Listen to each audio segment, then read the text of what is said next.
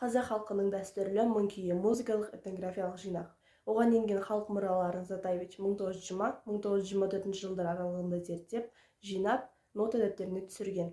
1925 жылы бірінші басылымы Орынборда, екінші басылымы Мәскеу қаласында жарық көрген. Соңғысына Қазақстан Ғылым Академиясы Әдебиет және өнер институтының ғалымдары көптеген әндердің мәтіндерін түзеп, жарыққа шығарған.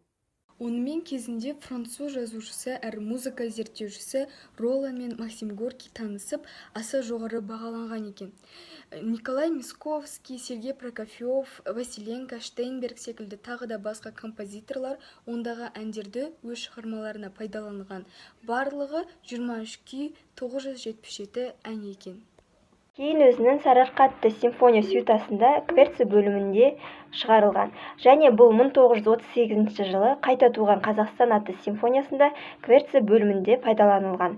Бүгінгі күнде оның екі нұсқасы бар, және де оны оркестрде, эндшпильде ойнатылады.